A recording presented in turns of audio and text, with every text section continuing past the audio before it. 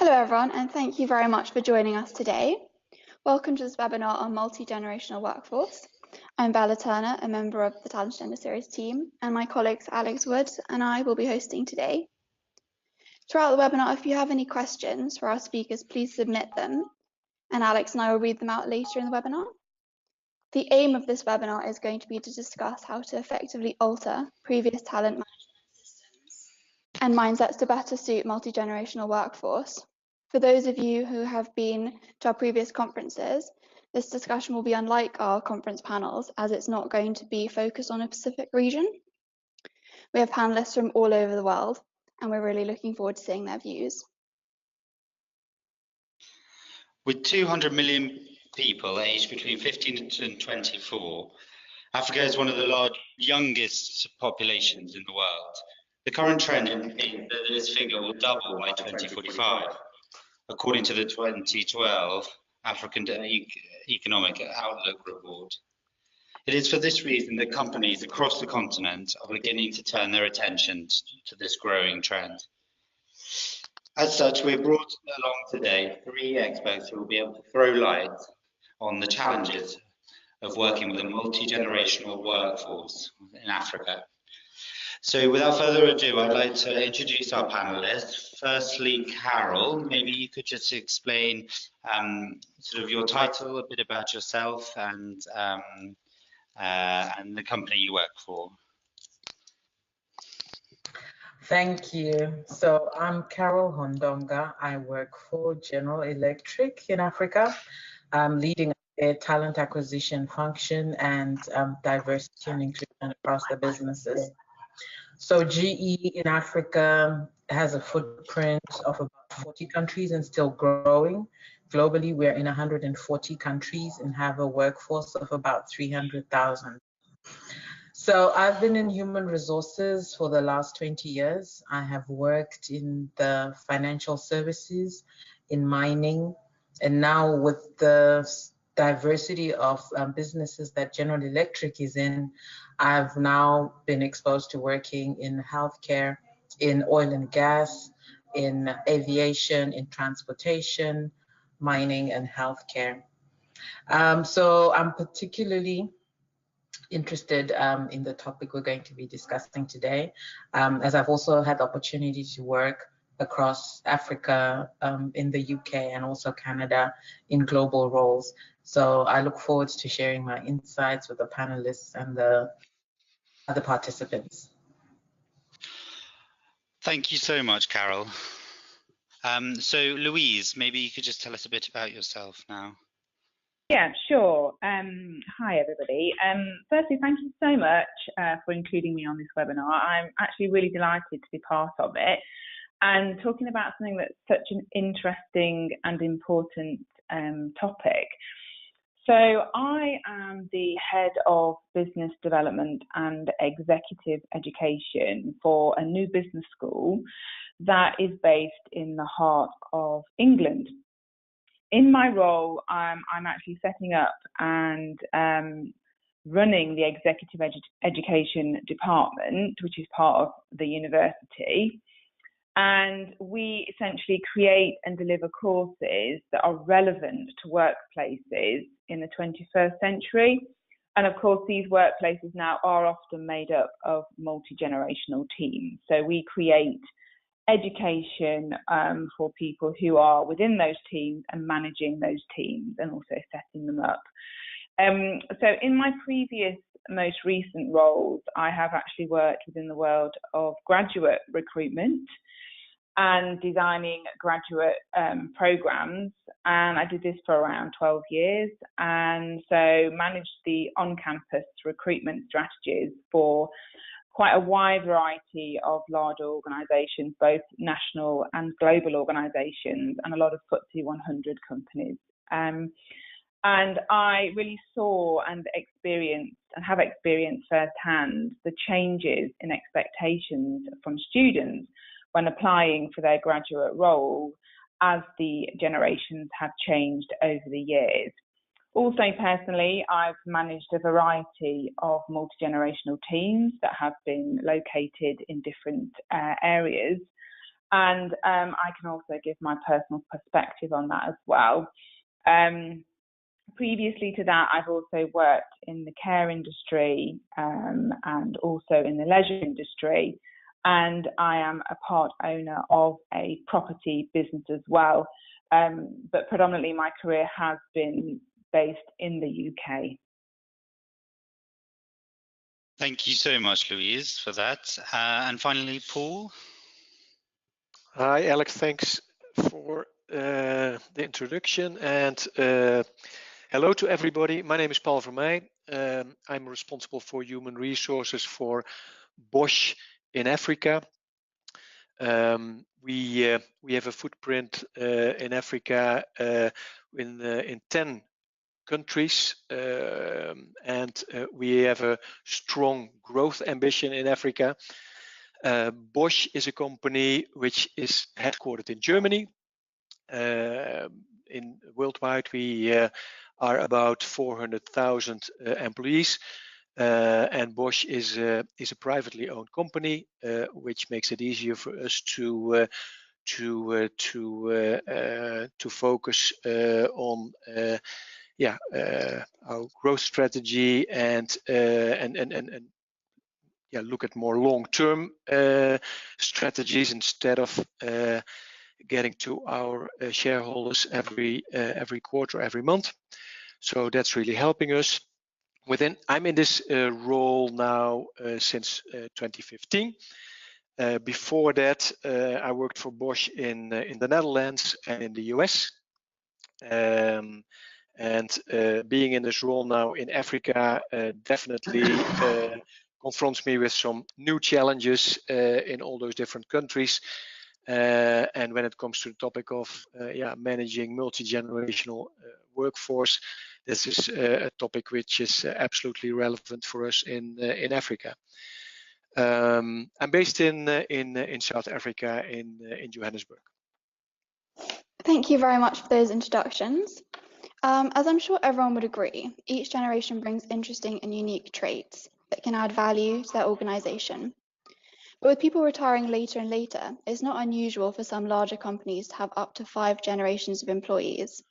This has positive outcomes, of course, but it does require a change in the way managers and workers must think and act whilst on the job. These issues and the changes they require and the possible solutions will be the main topic of our webinar today. I think I'd like to start by asking all of our panelists what they feel about the recent mix of generations and how it's transformed traditional methods of working. Paul, can we start with you? How do you think that the recent mix of generations has transformed the traditional methods of working?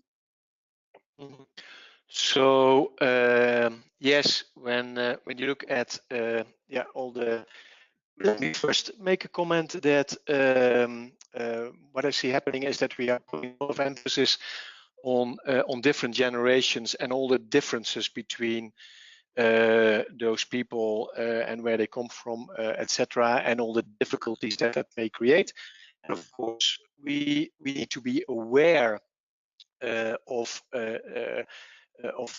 different backgrounds, different perspectives, etc. But we need to be very careful to emphasize that too much and to put people into boxes and emphasize the differences.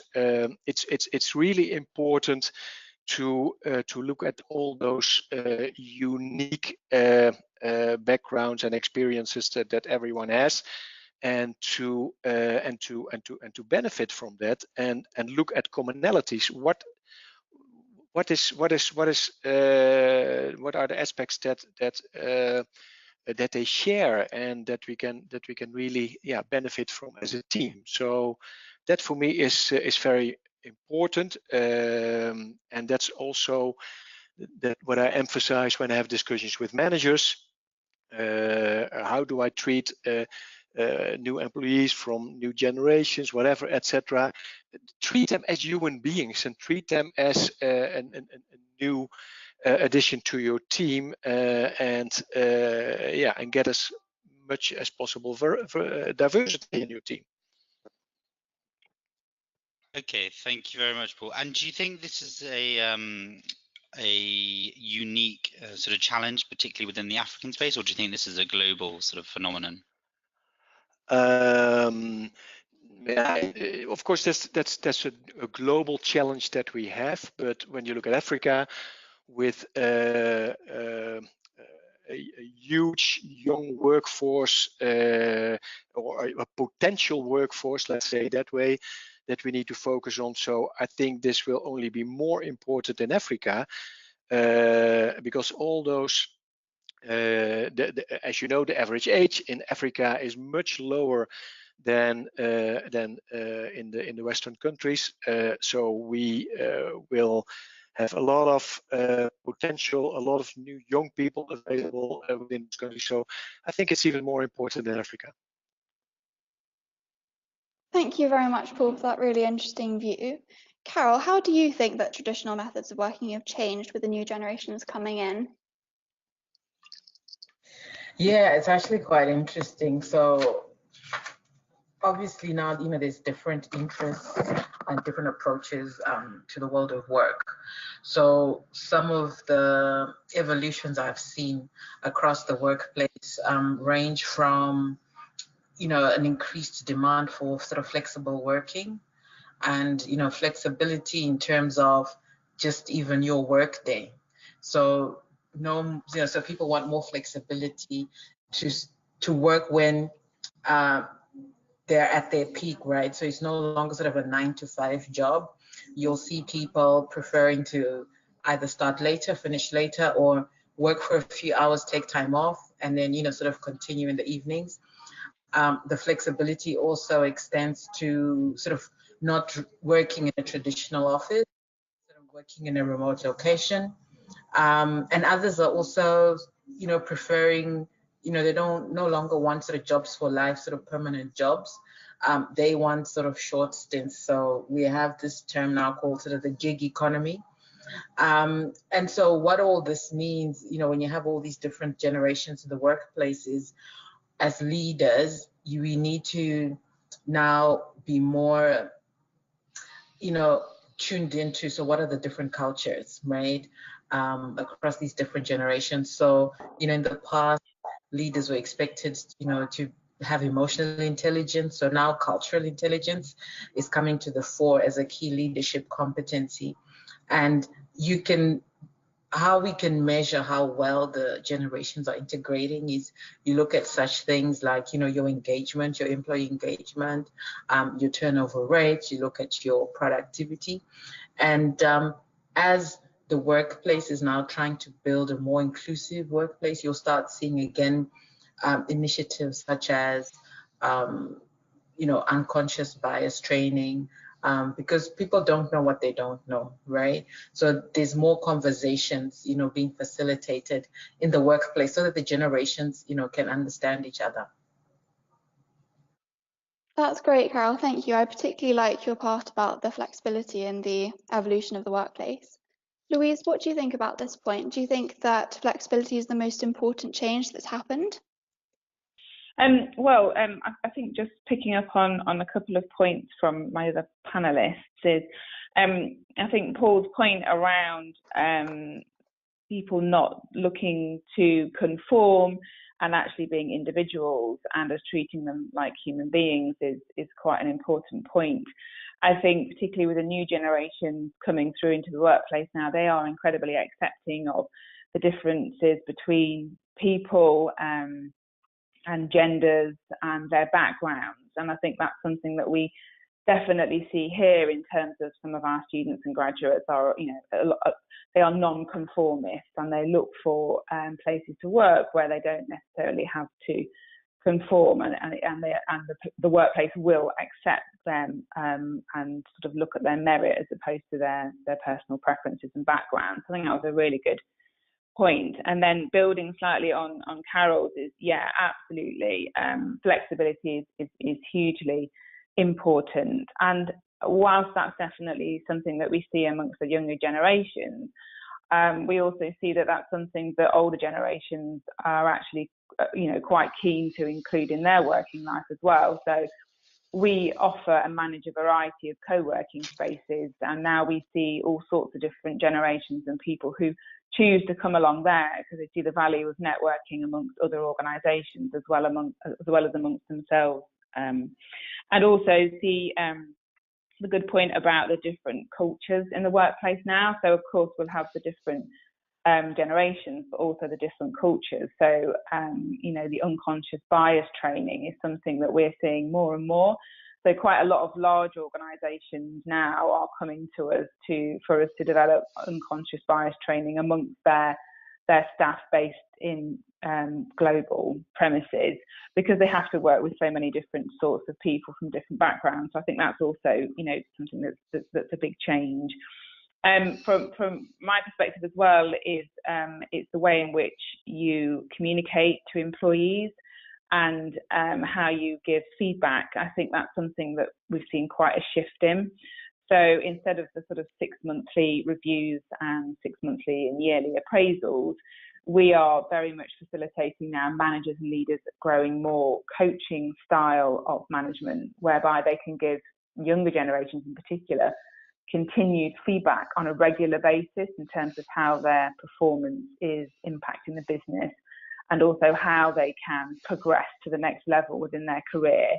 And we're finding that being able to offer a more coaching style of management does help with retention amongst multi-generational organisations. And in addition to that as well, it is facilitating the opportunity and platform for, say, the generation X's and Y's, etc., to be able to, and baby boomers, to be able to act as mentors, so they can then pass on their knowledge in a more regular, easygoing, less formal method of communication. We find that younger generations really benefit from that as well. And one of the other big areas that we've found the changes in is obviously communication, in terms of how you communicate to staff and amongst colleagues as well. A lot of the time within the UK in particular, people do prefer WhatsApp and quite instant messaging, so they can get instant access to responses to ideas or meetings, etc. And so communication is quite a big area of change, particularly when you have older generations that aren't perhaps used to communicating in such a fast-paced way, using those different methods, and also perhaps sometimes the expectations from younger people in that you will get back to them in a more sort of 24/7 style, as opposed to the usual working hours of the day. So yeah. Fantastic, Louise. Thank you so much for that. And I think you've touched on something there that I sort of was going to open up then to our other panelists, was sort of on reconciling the differences between not only the generations, well, I suppose that's the main topic of today, but also the cultures which come into the sort of global workspace we have today. So, Carol and Paul, did you have any other points regarding sort of how companies, and especially within an African context, given our sort of environment today, sort of how we can reconcile those differences? Mm-hmm. Yeah, I would say it's a couple of examples that we are focusing on working with is diversity, focus on diversity, emphasis on diversity. We have a yearly diversity day within Bosch, not only focusing on multi-generations, but also gender, race, all those kind of aspects, etc. So it's really focusing on diversity. When it comes to our HR processes, tools, I heard Louise mentioning the constant feedback, continuous feedback that especially younger people are looking for. We are experimenting within one of our divisions, indeed, with getting rid of our regular performance reviews once a year. sit together and do the performance review, but do that on a continuous basis during the year, and making sure that there's a constant communication, a coaching way of managing employees, etc., to focus on that. So that is really what things that are really important for us. Yeah, and just to add to that, it really is all about conversations. And, they say you change culture one conversation at a time, right? So it's a journey. And just, I'd just like to re-emphasize what Louise shared around sort of the reverse mentoring. So just kind of creating and promoting that openness to learn, from the other generations. What we've also done in General Electric is that, we've sort of created a people leader program, and sort of, again, to try and influence the leadership styles, right? So, traditionally, as people grow from being managers to leading people, there's still this sort of command and control. And we definitely know that the younger generations do not respond well to that, right? They rebel. So trying to really influence the leadership culture to be one way you empower and inspire. So this is a continuous program that we're making sure that we put all people leaders through. And we also acknowledge that, the younger generations are hungry. They want to grow. They want different work experiences. Globally. So we've got, a robust suite of leadership development programs accelerated, where, within sort of 2, 3 to 4 years, you could actually see somebody being, subject to good performance, becoming an executive, and they get the global experience. So it's almost really changing the work offering. What we've also, again, seen, me being in recruitment, is you find when you're hiring the younger generations, they're not looking at a job for the long term, right? So they're looking at it short term. So we've had to be flexible around compensation and benefits. So they're not interested in a pension. They're not interested, sort of in medical insurance. So they're probably more interested, as a young person, maybe, I just want my money. And then I'll take care of, everything else. And then what we've also done is, we've had to be courageous. So where you see you have people in the organization that don't have the right behaviors and the wrong attitude, we've had now to be courageous and start removing them, right? You try and coach. If coaching doesn't work, then we need to then just, exit them from the organization. Because as they say, the bar for culture, or the culture you create, is based on kind of like the worst performance you tolerate. That is where the bar will be set. That's great. Thank you so much, Carol. Leading on from this, how do you think culture impacts and intergenerational interactions outside of the workplace affect working relationships and working engagement? I'll just share a quick example. So you find traditionally in the African culture, there's a lot of, we respect our elders, right? So outside the workplace, we're very respectful. There is no calling each other on a first name basis. And, you follow protocols. So you then find the very same people I may interact with externally and interact with in that manner. The minute we come through the office doors, we're now on a first name basis, and we're actually equals. I may even be your boss. It really becomes a sort of a personal clash, internal clash, in terms of how to reconcile that. And part of it is, again, if you're working for a global multinational where they have these sort of very open ways of interacting, it becomes a bit of a challenge. It really does. No, I can definitely see that, Carol. Thank you for that point. Louise or Paul, do you have anything to add? Well, I think it was really interesting to hear the perspective from the African environment.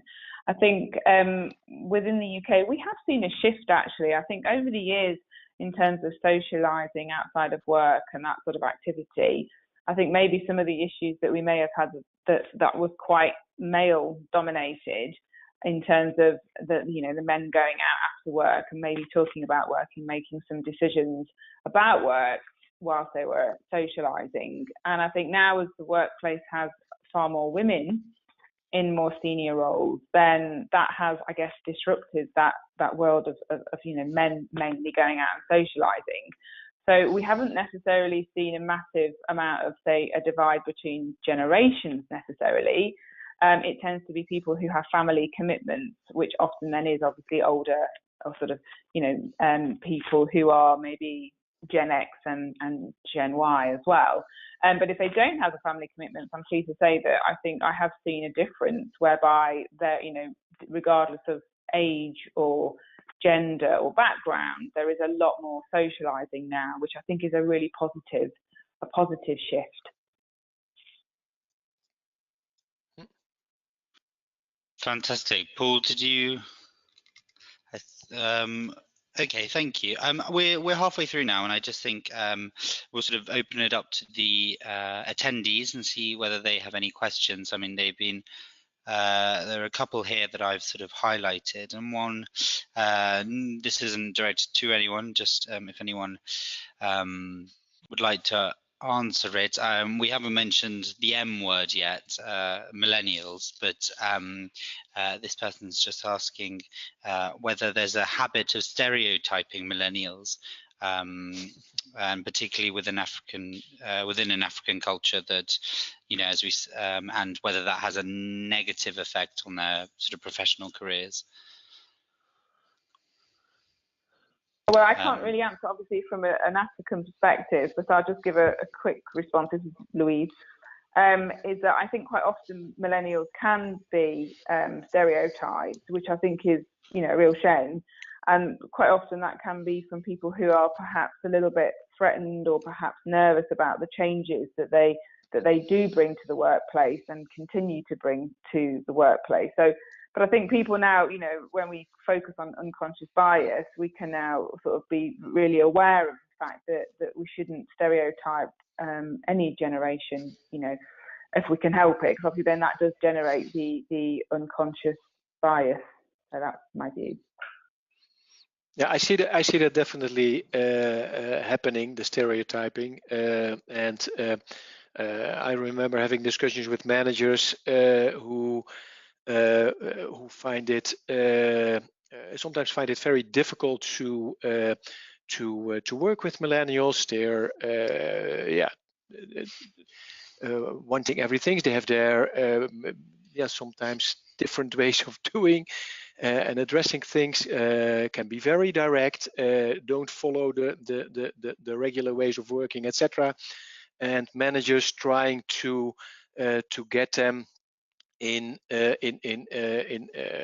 following their way of working, etc., and expecting from them that they are as patient and act the same as when they were young, when those managers were that age. But yeah, of course, that is not happening. So they really need to be aware that that's a different way and be open to that.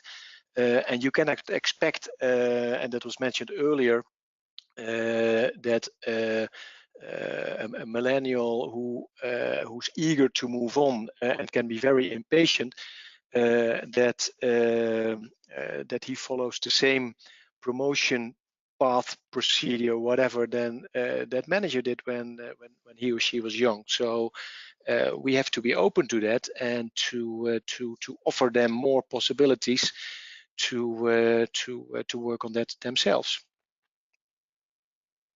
Fantastic. Yeah. Carol, did you have anything else? If I can just chime in. Yeah, so I think much as I would like to think millennials do have some common sort of attributes that would apply to the majority. So I don't know if maybe that's what might be termed stereotyping, but they're definitely, you know, got some of the attributes that Paul just mentioned. So we know that they're very digitally savvy, right? So I think you can't dispute that, right? And they don't like to break all the rules, you know. They're very bold, they speak up, and they know what they want and don't want, right? So us knowing that and kind of putting the majority in that bucket, I would not say stereotyping. It's actually just being very aware of, you know, the kind of you know, people you're dealing with and how best you can sort of work with them. Fantastic, thank you. I think we'll just have one more question quickly and then move on to sort of what we had planned. This is from Gibson Ateng. This is for you, Carol. He's just asking, you know, on the point that you mentioned about how the younger generations don't appreciate sort of the more traditional compensation and benefits such as medical insurance, and he's just asking whether so how paternalistic a role does HR then play in terms of employee as looking after their employees, or is this something that the company should provide? Okay, so I'm not sure I get the question, but I'll try and answer it. So essentially, having the different generations in the workplace. So yes, the millennials would be one category, but you know, there's all the other generations. So I think the ask to human resources now is to offer a suite, you know, of benefits and to align the compensation to where people are at, you know, within their sort of career journey, and allow employees to choose. So of course, again, you know, the world is regulated. You know, there's legislation that says each employee must have a pension, et cetera, et cetera. So we even have to engage our other stakeholders as well around, you know, these evolving needs. So yeah, but definitely as an employer, the idea is just to have more flexibility, have a basket.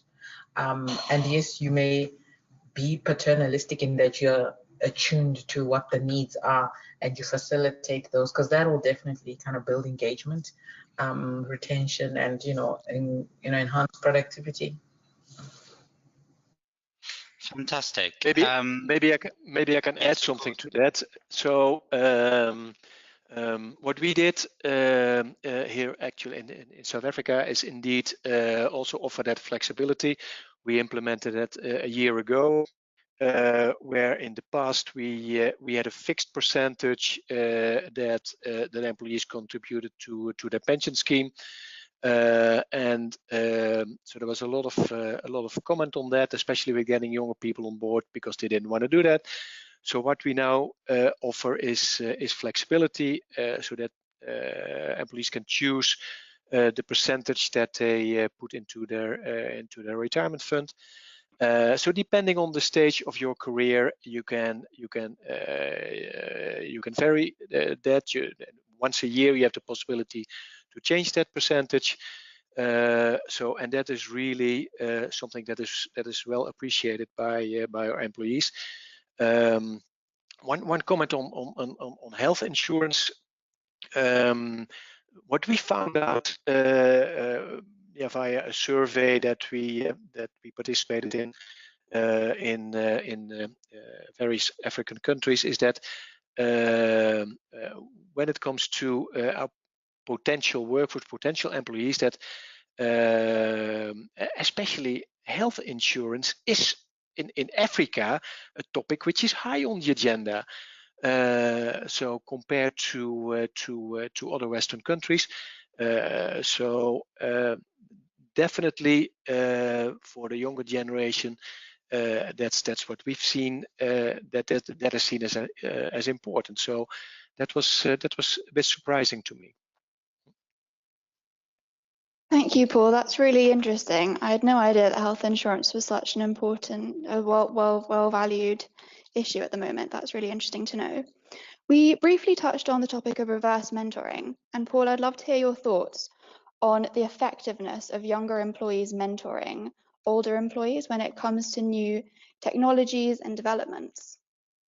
Yeah, so that's something that we have been experimenting with in some of our locations. Indeed, is to link younger employees with more experienced senior employees, and we are of course used to mentoring, where experienced managers or employees mentor younger people. But this is actually working both ways, where younger employees who are indeed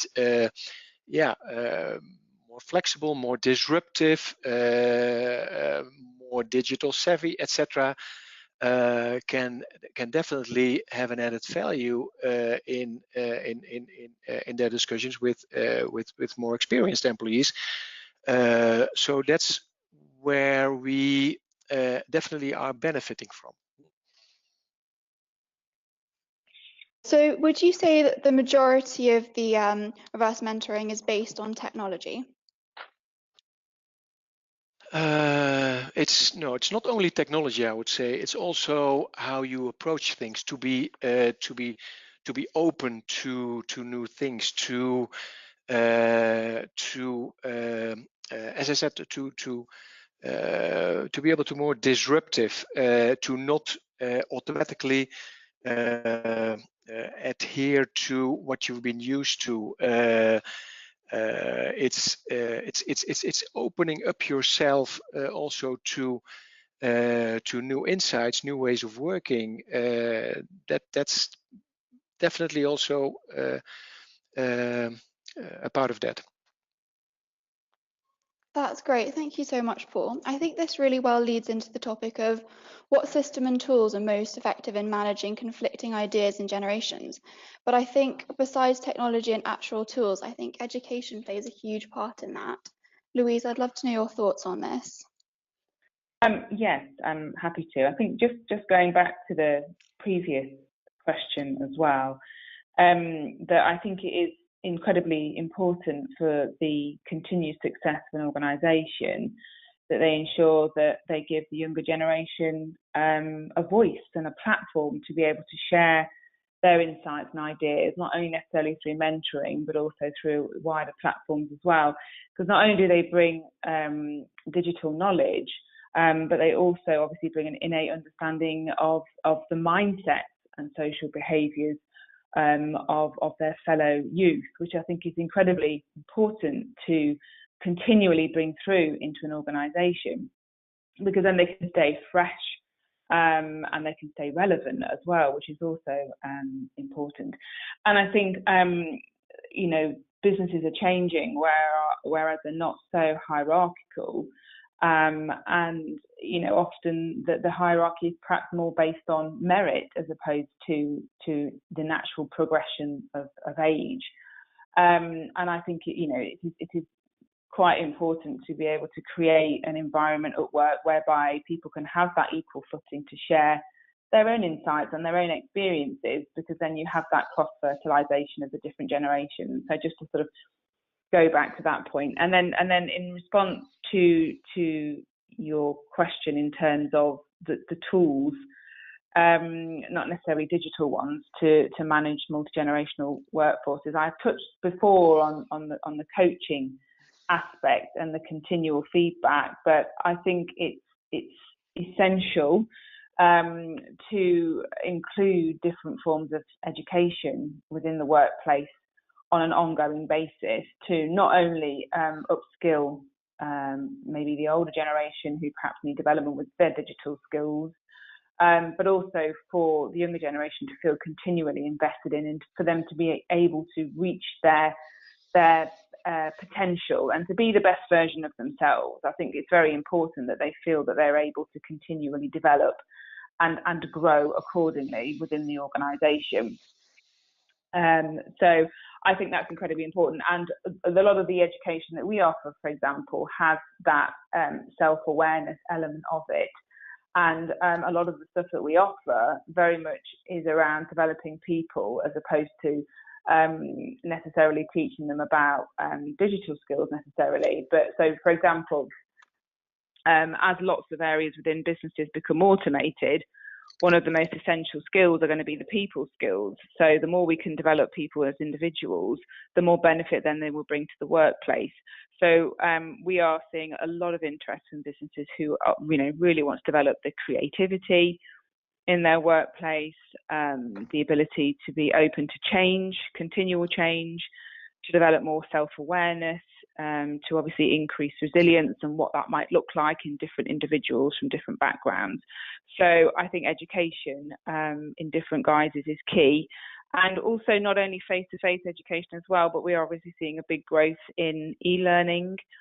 And to ensure older generations are able to access that, we obviously then must create that in a way in which they're able to use and they feel that it's something that will be of benefit to them.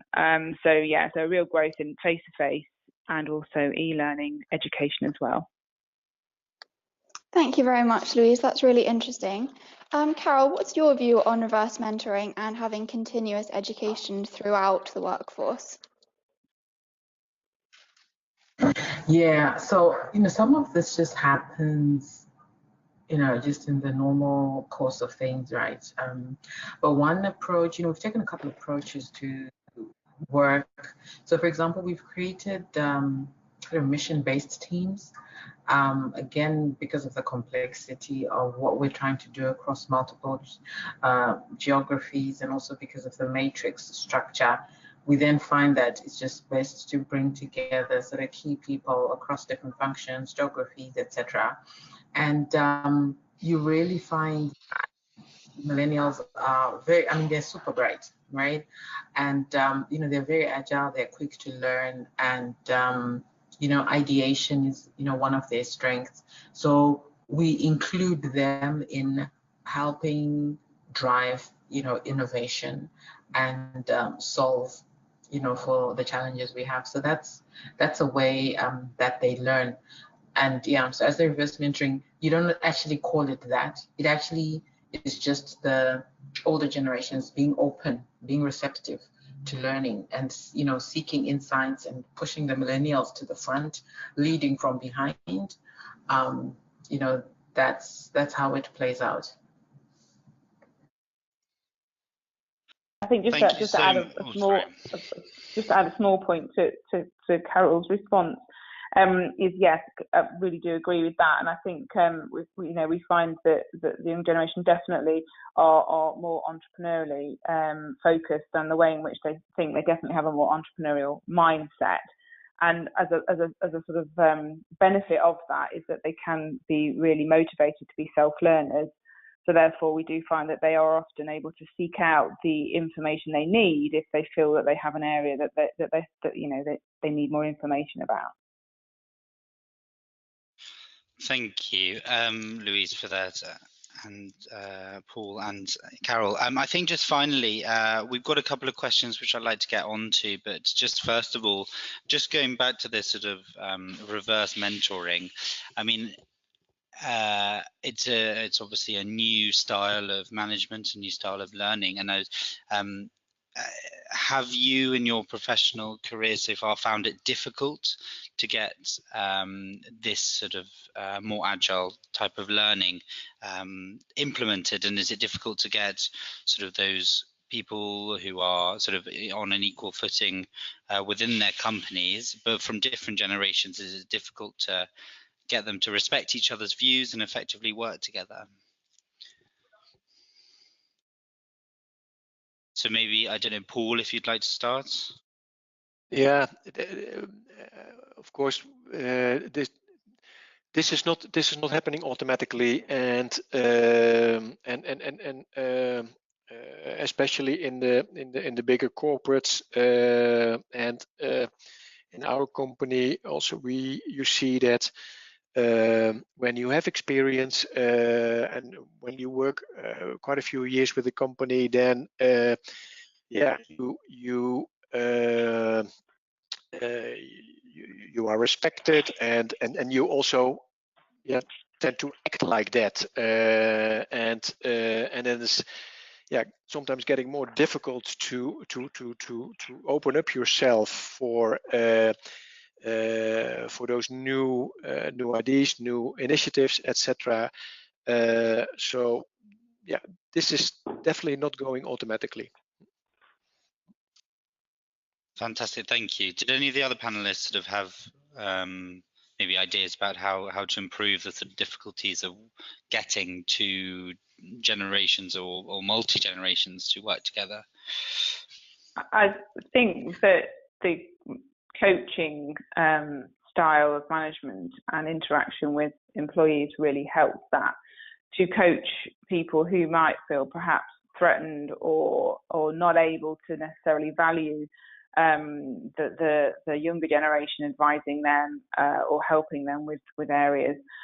So we found that coaching is definitely something that really helps people to be able to be more receptive to that. And I think Carol mentioned before about in her organisation, you know, if people are not able to adapt to the cultural change and the shift, then they're managed out, and that's definitely something that we have seen some of our organisations in the UK do. So they try to obviously implement lots of interventions to enable people to work together, including coaching. And then if that doesn't necessarily work, then it can be that those people find themselves working somewhere else. Fantastic. And Carol, finally, did you have anything you'd like to add? Yeah, so what I've noticed though is you find at the more sort of professional level, it's easier for that to happen. Sometimes maybe there's more resentment when you're dealing with blue collar workers there, where they now sort of see these youngsters coming into the workplace who look like their children, right? But I think what I've definitely seen, and I think for anyone who's a parent or has got nieces and nephews, we experience this outside the workplace as well, right? So we can't run away from it. So we have that external context as well. And we've had to adjust, you know, when we're parenting. So it kind of makes it more logical and easier that, you know, this is now the new reality and our old ways won't work, won't be effective. Yeah, maybe one last comment. And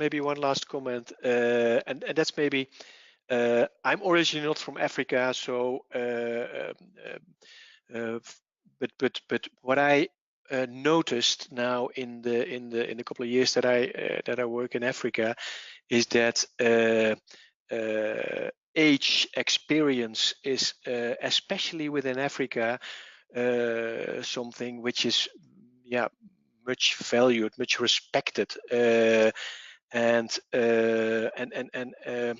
you see that also back then, of course, in the workplace. So talking about the age differences and working together, etc. This will, especially in Africa, impact us more than in other Western countries. Fantastic. Well, thank you very much, everyone, for your thoughts on that. We're into the final sort of 7 minutes or so I thought it would be good to sort of open this up to the floor now, and we've got a couple of questions which I think would be really interesting to hear the panelists' views on. Firstly, from Nicholas, and it's harking back to a sort of discussion we had slightly earlier about the sort of the needs of the younger generations and how they're looking for more flexibility in the working hours. They're looking not just for your sort of traditional comps and bends, as we explained before. So actually, you know, they're looking where they can work for certain hours, certain time periods within a day, rather than sort of your usual 9 to 5. And Nicholas is just asking whether we have reached an age now where companies should look at just outsourcing, and is that sort of the direction of that we are heading in?